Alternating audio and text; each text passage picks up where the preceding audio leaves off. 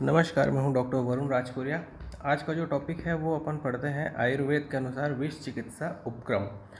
तो इस टॉपिक के अंतर्गत हम लोग पढ़ेंगे कि कौन कौन से ऐसे उपक्रम हैं जो आयुर्वेद में दिया गया है, जो विष की चिकित्सा के लिए यूज़ होता है। आयुर्वेदानुसार जो अलग अलग आचार्यों ने इसके बारे में बताए हैं उसको अपन थोड़ा सा डिटेल में पढ़ेंगे आज। तो management of poison as per Ayurveda, तो इसके अंतर्गत आचार्य चरक ने चिकित्सा स्थान 23 में एक श्लोक दिया है जिसमें उपक्रम्स के बारे में बताया गया है। तो वो है मंत्रोरिष्टो उत्कर्तन निष्पीड़न चूषण अग्नि परिषेका अवगाह रक्त मोक्षण वमन वीर्यको अवधानानि हृदय आवरण अंजन धूम लेह औषध प्रशमनानि प्रतिशारणम प्रतिविषम संज्ञ स्थापन मृत संजीवन मेव च विंशतिर्यते चतुर्भरतिका। इसमें इस श्लोक में 24 ऐसे उपक्रमों के बारे में बताया गया है जिसको हम किसी भी प्रकार के विष की कंडीशन में हम यूज़ कर सकते हैं।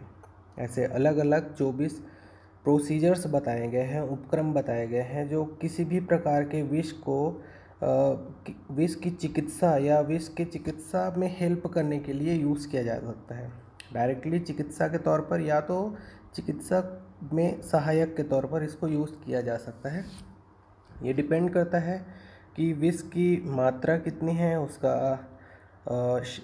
कितने क्वांटिटी में कौन सा पॉइज़न है, किस ढंग का पॉइज़न है, कौन से जगह पर है, बाइट साइट वगैरह क्या है।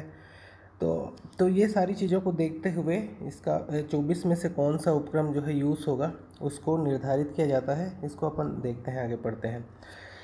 आचार्य चरक ने विष चिकित्सा के 24 उपक्रम वर्णित किए हैं। विष वेग और इससे उत्पन्न रूप लक्षण एवं इसके उपद्रव की चिकित्सा नीचे निर्दिष्ट विष उपक्रम से करना चाहिए। तो पहला है मंत्र चांटिंग मंत्रास, अरिष्ट बंधन एप्लीकेशन टॉनिकेट, उत्कर्तन small incision at bite site, निष्पीड़न स्क्वीजिंग ऑफ ब्लड, आचूषण सकिंग ऑफ वेनम, अग्निदाह कॉटराइजेशन ऑफ बाइट पार्ट, परिषेक स्प्रिंकलिंग ओवर ऑफ वाटर, अवगाह कंप्लीट बाथ, रक्त मोक्षण ब्लड लेटिंग, वमन इंड्यूस्ड इमिसिस, विरेचन इंड्यूस्ड परगेशन, उपधान प्लेसिंग अपॉन मेडिकेशन, हृदय आवरण method of protection of heart, अंजन कोलिरियम, नस्य नेसल मेडिकेशन, धूम इनहेलेशन ऑफ मेडिकेटेड फ्यूम, लेह लीकिंग ऑफ मेडिकेशन, औषध मेडिसिन प्रशमन पेसिफाइंग मेडिकेशन, प्रतिशरण रबिंग ऑफ मेडिकेटेड पाउडर, प्रतिविष यूज ऑफ एंटीडोट, संज्ञा स्थापन रिसक्सिटेशन, लेप application of medicated paste and मृत संजीवन, method of reviving on incised head. तो ये जो 24 अलग अलग उपक्रम बताए गए हैं इसका यूज़ अकॉर्डिंग टू पॉइजन विष के अनुसार किया जाता है। कितनी मात्रा में विष है, कहाँ पर है, शरीर के कौन से भाग में है, वो उसके अकॉर्डिंगली इस 24 में से कौन सा उपक्रम को यूज़ करना है ये डिसाइड किया जाता है और उसको यूज़ किया जाता है किसी भी प्रकार के विष के चिकित्सा के लिए। तो अपन एक के बाद एक इसको देखते हैं। तो मंत्र चांटिंग जो होता है, तो आयुर्वेद में दैव व्यापाश्रय युक्ति व्यापाश्रय एवं सत्ववचय यह 3 प्रकार की चिकित्सा बताई गई है। मंत्र चिकित्सा दैव व्यापाश्रय चिकित्सा के अंतर्गत आता है, यह उसका एक अंग है। तो मंत्र शक्ति की प्रशंसा बोला गया है कि किसी भी सत्यवादी तपस्वी महर्षि द्वारा कहे गए मंत्र व्यर्थ नहीं होते। ये मंत्र भयानक विष को भी नष्ट कर देते हैं। सत्य परायण ज्ञानी एवं तपस्वी तथा तेजस्वी ऋषियों के मंत्रों से विष जितनी शीघ्रता से नष्ट होता है उतनी जल्दी औषधि प्रयोग से दूर नहीं होता। ये चीज़ बोली गई है सुश्रुत कल्प स्थान में। मंत्र की सिद्धि कैसे होती है? स्त्री मांस और मद्य का सेवन त्याग कर मंत्रों को सीखना चाहिए। मंत्र सीखते समय आहार अल्प मात्रा में करना चाहिए, पवित्र रहना चाहिए, कुशा की सैया पर सोना चाहिए, गंध माला उपहार तथा बलि से देवताओं का पूजन तथा जप एवं होम मंत्र सिद्धि के लिए करना चाहिए। ये भी सुश्रुत कल्प स्थान में बोला गया है। मंत्र का प्रयोजन क्या होता है? सर्प से दंश होने पर दंश स्थान से 4 अंगुल ऊपर रक्तवाहिनी धमनी या सिरा का बंधन मंत्रों द्वारा करना चाहिए तथा मंत्रों द्वारा विष का अवमार्जन एवं आत्मरक्षा करना चाहिए। तो मंत्र का प्रयोग इसलिए किया जाता है ताकि किसी भी प्रकार के जो विष होते हैं, सर्पदंश है या वृश्चिक विष है, उसकी चिकित्सा के लिए इसका यूज़ किया जाता है। नेक्स्ट है अरिष्ट बंधन, एप्लीकेशन ऑफ टॉर्निकेट। अरिष्ट बंधन क्या होता है? तो सर्प आदि विषैले प्राणी काटने के बाद दंश स्थान के ऊपरी हिस्से में रस्सी, कपड़े, तार, रस्सी या रस्सी जैसी किसी भी सामग्री द्वारा पट्टी बांधने की जो प्रक्रिया को होती जो है उसको अरिष्ट बंधन कहते हैं। ठीक है, तो अरिष्ट बंधन के स्थान क्या है, लोकेशन उसके? तो काटने के स्थान के ऊपर 4, 8 या 2 अंगुल समीपस्थ बाजू में अरिष्ट बंधन बांधना चाहिए।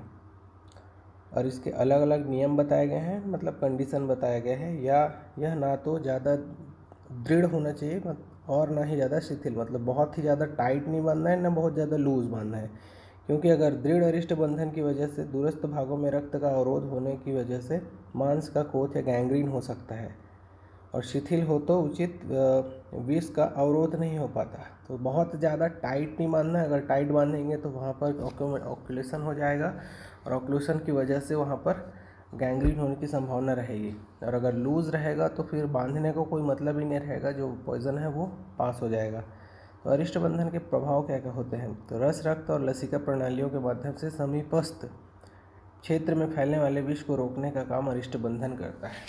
ठीक है, तो रस, रक्त और लसिका प्रणालियों के माध्यम से समीपस्थ जो proximal mean towards the heart side, जो समीपस्थ जो पार्ट है उनमें विष को फैलने से ये अरिष्ट बंधन जो है रोक देता है। अरिष्ट बंधन के प्रकार 2 प्रकार बोले गए हैं, एक सरल अरिष्ट बंधन और अभिमंत्रित अरिष्ट बंधन। ये चक्रपाणी चिकित्सा में बताया गया है। अरिष्ट बंधन की उपयोगिता में आयुर्वेद में सर्पदंश, वृश्चिक डंक और कीट दंश आदि जांघा विषयों में अरिष्ट बंध बताया गया है। मैंने शुरू में ही कहा था कि हर एक उपक्रम हर एक विष के लिए उपयोगी नहीं हो सकता। विष की या विष के प्रकार को देखते हुए अलग अलग उपक्रमों का यूज़ किया जाता है। ठीक है, इसका मॉडर्न साइंस क्या बोलता है अरिष्ट बंधन के बारे में? Application of tourniquet, lympho occlusive band should be applied proximal to bite site to prevent the circulation of venom into venous lymphatic circulation. अब यहाँ पर भी वही कंडीशन बताया गया है कि do not so tight that will cause construction of arteries which causes gangrene, and do not so loose that causes no prevention of venom in circulation. Despite some evidence that venom can be localized in the bite site by lympho-occlusive band or encompassing wrap combined with splinting, the clinical benefit of this technique has been never demonstrated। मतलब क्या होता है कि इसको बहुत ज़्यादा tight नहीं करना है और बहुत ज़्यादा लूज़ भी नहीं करना है। अगर बहुत ज़्यादा टाइट कर देंगे तो वहाँ पर क्या है, सर्कुलेशन रुक जाएगा, और सर्कुलेशन रुकने के कारण से वहाँ लोकलाइज्ड जो बाइट साइड के लोकलाइज्ड पार्ट होता है जहाँ पर टॉर्निकेट बांधा गया है, वहाँ पे विष जो है वहीं पर रुक जाएगा और वहाँ पर गैंग्रीन होने की संभावना रहेगी। तो इस कारण से उसको बहुत ज़्यादा टाइट और बहुत ज़्यादा लूज नहीं बांधना है।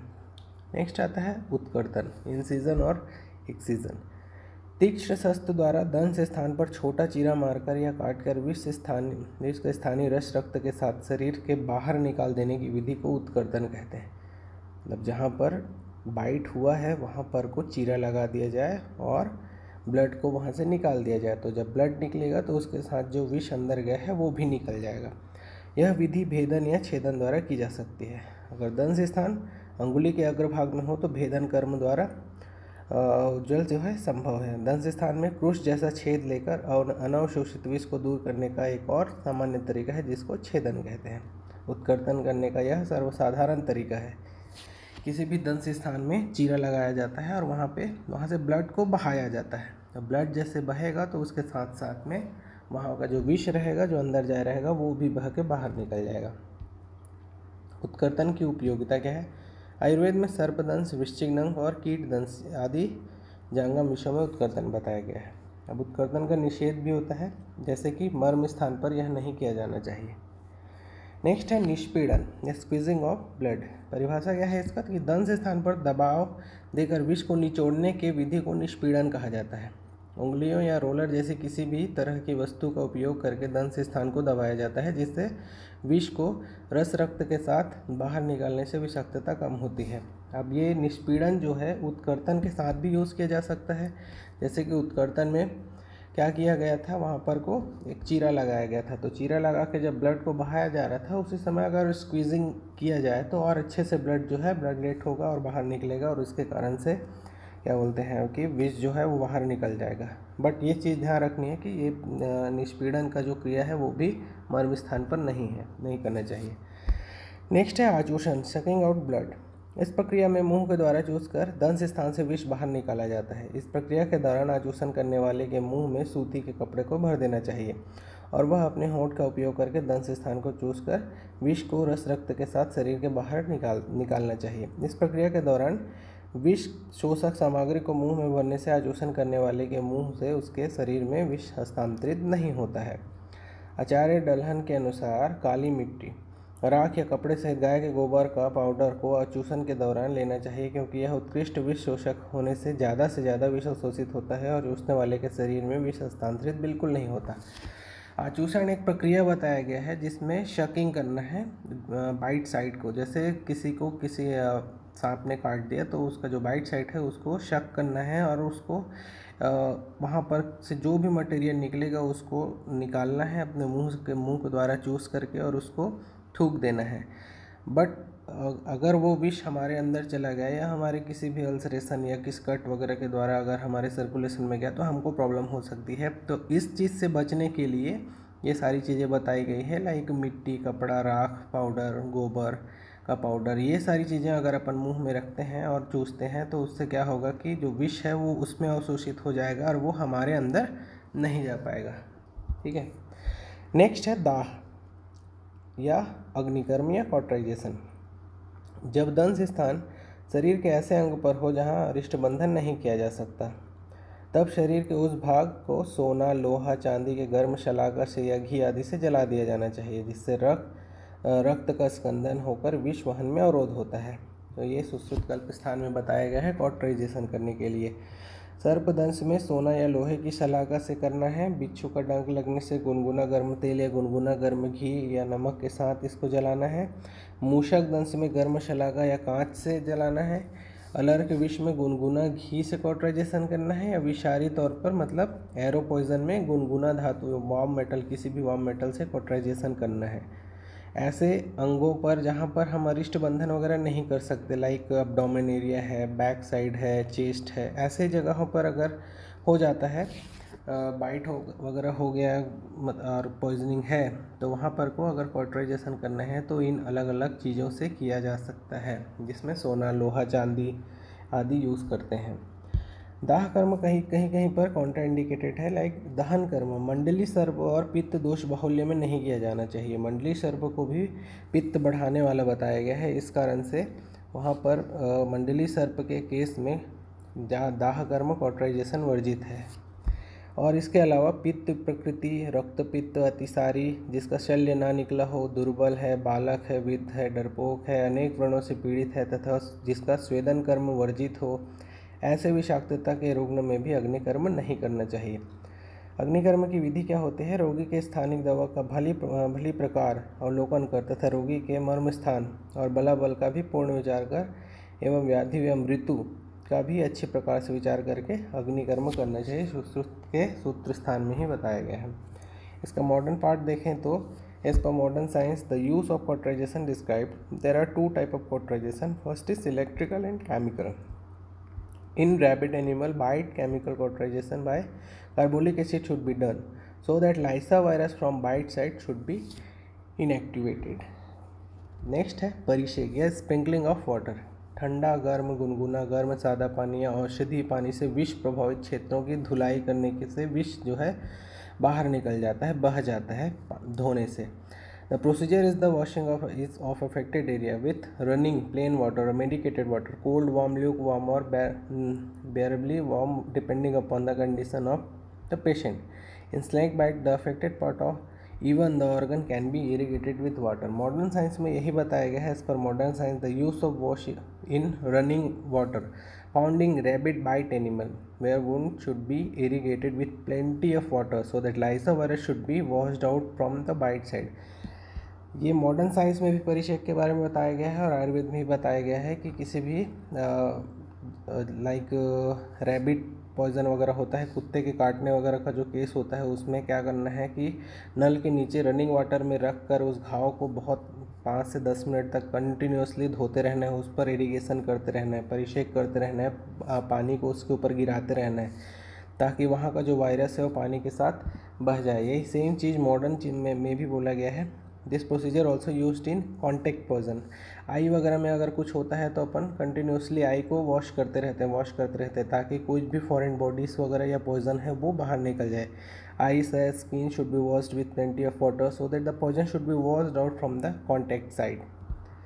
तो आज के लिए इतना ही। आने वाले पार्ट को अपन नेक्स्ट क्लास में कवर करेंगे। अगर कुछ डाउट हो तो आप मुझे डायरेक्टली कॉन्टेक्ट कीजिए।